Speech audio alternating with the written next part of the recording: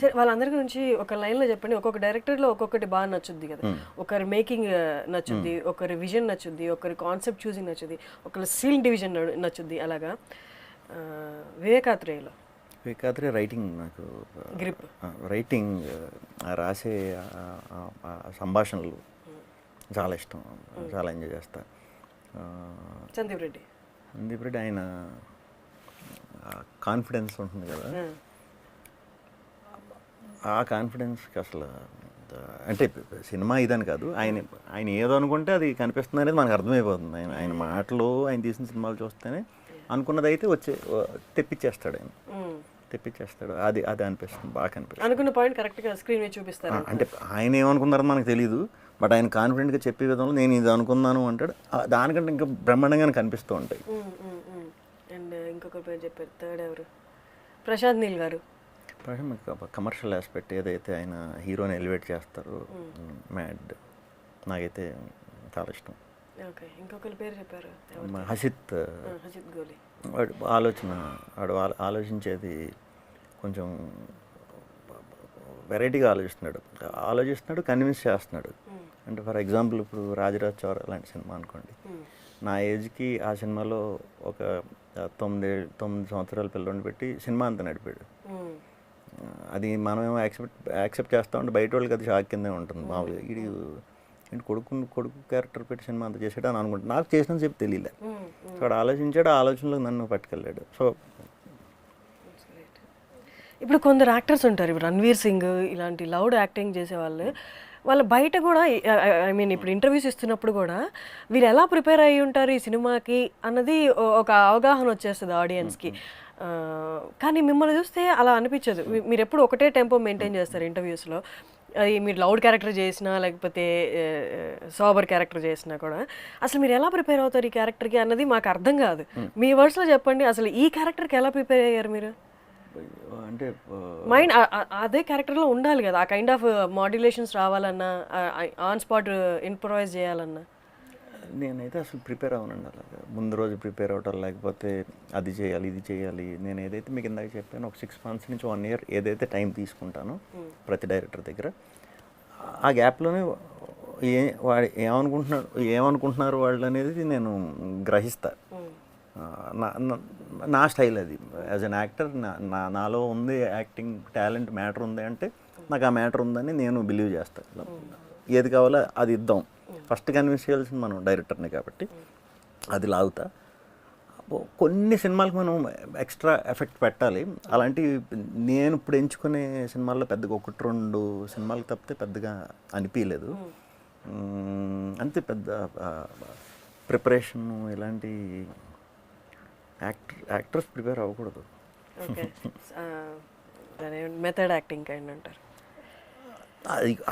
అది చేయటం అంత ఈజీ కాదు. మెథడ్ కూడా ఎలాంటి వాటికంటే అంత గొప్ప క్యారెక్టర్లు వచ్చినప్పుడు మేబీ ప్రిపేర్ అవుతామేమో. ఇప్పుడు రీసెంట్గా నేను ఒక కింగ్ క్యారెక్టర్ చేశా. అంటే రోజు షూట్కి వెళ్ళినప్పుడు భయం వేస్తుంది, భయం అనేది ఉంటుంది. ఆ కెమెరా ఉన్నప్పుడు మాత్రం ఆ భయం అనేది ఉంటుంది.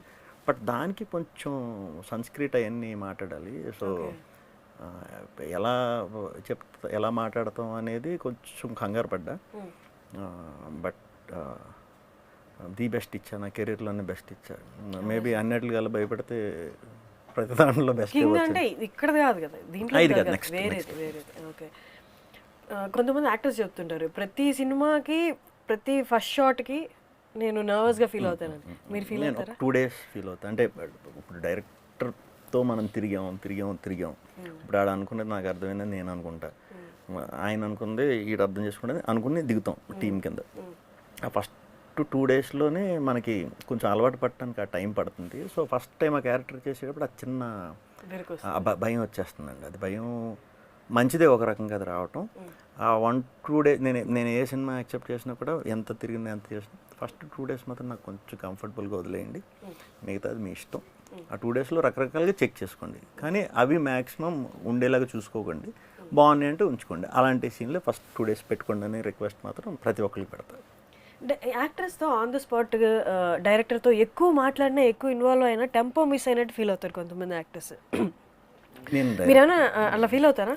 డిస్ట్రాక్ట్ అయ్యారు, ఆ టెంపో మిస్ అయింది, ఎక్కువ మాట్లాడిపోతే బెస్ట్ ఏమని? డైరెక్టర్లు నా విషయంలో అలా అందరూ ఫీల్ అవుతారేం పాపం. నేను డైరెక్టర్తోనే ఉంటాను. డైరెక్టర్ చెవులే కొరికేసి వదలను నేను ఇంకా కొంచెం నాకు ఇప్పుడు దర్శి గారు, రాహుల్ వీళ్ళు క్లోజ్ కాబట్టి వీళ్ళతో మాట్లాడతానేమో కానీ ఇంక వేరే యాక్టర్ని కూడా డిస్టర్బ్ చేయను అసలు. నేను ఎప్పుడు మాట్లాడను. చాలామంది కంప్లైంట్లు కూడా ఇచ్చిన రోజులు ఉన్నాయి, ఏం మాట్లాడేంటని.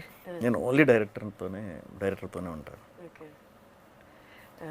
మిమ్మల్ని మీతో మాట్లాడితే అందరు ఈ క్వశ్చన్ ఎక్స్పెక్ట్ చేస్తారు. మీ బెస్ట్ ఫ్రెండ్ నారా రోహిత్ గారు ఇప్పుడు అంటే కరెంట్ ఏంటి ప్రాజెక్ట్స్? ఒకటి మొన్న ఏదో చూశాను, భానుప్రియ గారు ఉదయ్ భాను గారు ఒక పోస్ట్ పెట్టారు. ఏదో 2 ఫిల్మ్స్ అవుతున్నాయండి ఇప్పుడు. ఒకటి ఆల్మోస్ట్ ఎండ్కి వచ్చేసింది, రెండోది నాకు తెలిసి 20 daysలో ఫినిష్ అయిపోతుంది అనుకుంటా. ఆ 2 కూడా మళ్ళీ కొత్త జానర్లే మన తెలుగుకి. అవునా?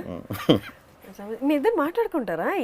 ఎలా మీ టేస్ట్ అలాగా? అంటే ఓకే సినిమా ఫైన్, కానీ ఎక్కడో డిఫరెన్స్ ఉంటుంది. మిగతా మూవీస్తో కంపేర్ చేస్తే డిఫరెంట్గా ఉంటాయి. మేము ఫిల్మ్స్ గురించి బాగా డిస్కస్ చేస్తామండి. నేను ఏదన్నా ఫిలిం ఓకే చేసినా ఇలాంటిది అనుకుంటున్నానని చెప్తాను, లేకపోతే ఆయన ఓకే చేసినా చెప్తారు. సో ఫిల్మ్స్ గురించి అయితే మాత్రం కూర్చొని 2-3 రోజులు కంటిన్యూస్ మాట్లాడుకున్న రోజులు కూడా ఉన్నాయి. ఎందుకంటే మిగతా టాపిక్లు నా దగ్గర మాట్లాడినా నాకు తెలియదు, సో ఆయన ఏం మాట్లాడరు. నాకు ఇంక డౌట్లు సినిమాల్లో తప్ప వేరే వాటి మీద రావు.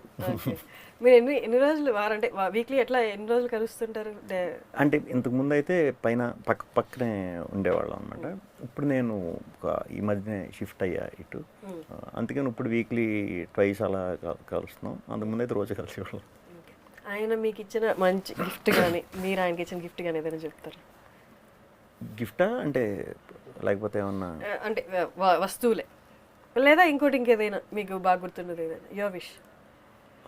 మేము అప్పట్లో కూడా ఉండేవాడు చేద్దాం అన్నప్పుడు, ఇది చేద్దాం అనుకుంటున్నాను అన్నప్పుడు దాంట్లో రోహిత్ గారు చేసిన క్యారెక్టర్ నేను అడగకుండానే ఆయన చేస్తానన్నారు. చేస్తానన్నారు. ఇప్పుడు ఇది మనది వీక్ అయినా పర్లేదు, ఆ క్యారెక్టర్ బెస్ట్ అవ్వాలరా అనే ప్రయత్నించి ఆ సినిమా చేసాం. ఆయన వరకు ఇది అవ్వకుండా చూద్దామనే ప్రయత్నం చేసాం. కాకపోతే ప్రేక్షకుల నుంచి కూడా విపరీతమైన రెస్పాన్స్ వచ్చింది.